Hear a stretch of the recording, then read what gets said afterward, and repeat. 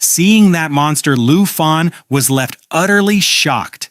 The beast stepped forward and unleashed a deafening roar. Luon stood directly in its path. Without hesitation, he immediately gave an order.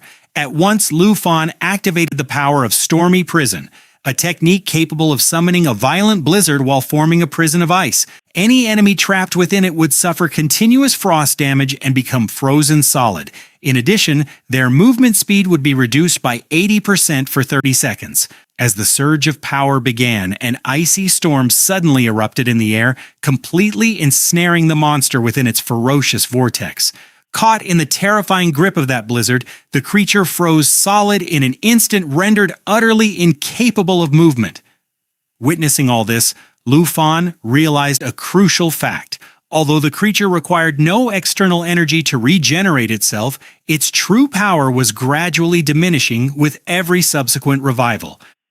30 seconds later, the Guardian let out a thunderous roar, shattering all the ice encasing its body. Luon immediately lunged forward, charging directly at the creature and attempting to seize it with his claws. But at that very moment, Luon activated the power of the Judgment Claw. This was a unique ability inherent to the claws of the Golden Dragon King. They erupted with golden volcanic flames, ensuring that the next two strikes inflicted significantly greater damage while simultaneously converting 20% of the target's endurance into pure destructive energy. The instant Luon clamped his claws around the Guardian, he hoisted the massive creature into the air and hurled it into the distance. The collision between the two generated such a tremendous surge of energy that the entire sky lit up.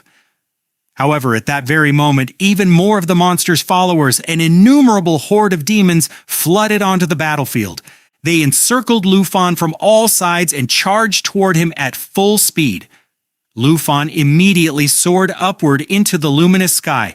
As the demons rushed toward him, the poison dragon instantly assumed its poison form and unleashed a torrential barrage of toxic energy upon them all. The moment that shower of poison rained down upon them, every monster was paralyzed. One after another, they collapsed to the ground like lifeless corpses. Then, the poison dragon activated another terrifying skill, Poison Tide. This ability awakened the very power of the Netherworld, inflicting poison damage of double intensity upon every enemy present in the area. Immediately thereafter, the Star Dragon unleashed a devastating bolt of lightning that completely annihilated every remaining monster, even slaying the specific demon that had been its primary target. The Star Dragon's unique ability, known as the Shadow Organization, granted it the power to stealthily teleport directly behind its target and strike at a vulnerable point, dealing a staggering 1,600% damage. The monster was completely hemmed in from all sides, and in just a few moments, it was utterly destroyed. A few moments later, silence finally settled across the battlefield. Luon looked around and thought to himself, "That creature, the very one that once terrified Lord Xiaoji and forced us to flee for our lives, has finally been slain today. Now that the Shadow Guard is dead, this fortress no longer poses any threat to the front lines."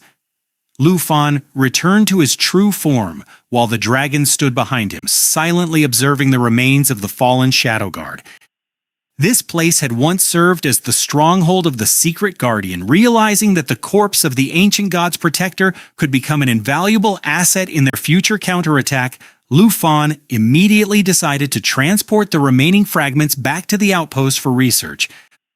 Without wasting even a second, he swiftly extracted the body and sent it away through a portal. Luon remembered how, during their previous encounter, they had not even managed to enter this fortress and had been forced to retreat almost immediately. But this time was different. With a powerful voice, Luon finally declared, "It's time to move forward." Meanwhile, elsewhere on the battlefield, Jihan was locked in combat against the very same monster, the identical creature Luon had only just managed to defeat. However, Jihan was in a far worse situation. The monster had pushed him to his absolute limits, draining nearly all of his strength. Even so, Jihan had already managed to kill the creature twice, yet a single question kept echoing in his mind. I've killed it twice already, so how does it keep coming back to life? Confusion and frustration filled his thoughts as he desperately searched for a way to destroy the creature permanently. But an even deeper fear haunted him. If he died, while in his flame fusion form, the fusion would immediately collapse.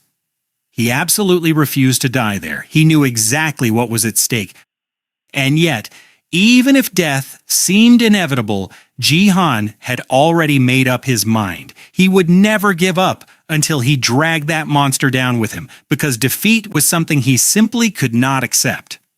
At that moment, the cooldown timer for his flame fusion ability still had 5 minutes remaining. He only needed to survive 5 more minutes until his powers fully recharged. Suddenly, the monster lunged toward Jihan, moving with lightning-fast speed as it launched a vicious attack with its massive jaws. But Jihan, fighting desperately for survival, narrowly managed to evade the strike and retreat at the last possible second. The moment the monster turned its gaze toward him, a wave of fear surged through Jihan's body. A troubling thought suddenly crossed his mind. Was Luon also facing a similarly deadly battle somewhere else? Now only 4 minutes remained on the flame fusion timer. He immediately resolved that no matter the cost, this creature had to die. He had to stop the catastrophe threatening the far north, even if it meant sacrificing his own life.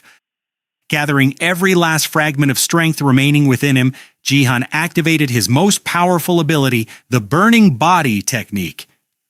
This was his ultimate power, a skill he almost never used because of the terrifying amount of energy it consumed. The technique continuously burned the user's own body, dramatically amplifying the power of their weapon, and the longer the flames continued to burn, the greater the increase in strength became. Wrapping himself in raging flames and pushing his abilities beyond their absolute limits, Jihan charged forward to deliver his final attack. But then suddenly, faster than the wind itself, a blade flashed like lightning through the darkness. In the blink of an eye, the monster's body was sliced into countless fragments. The one who had appeared was none other than their hero, Luon. He had activated the power of his blade armor, a technique in which the armor erupts outward, dealing devastating damage to every enemy in the surrounding area. Within mere seconds, the shattered remains of the monster scattered through the air before crashing onto the ground below. Swinging his sword with absolute confidence, Luon stepped forward. A sharp light began glowing within his eyes.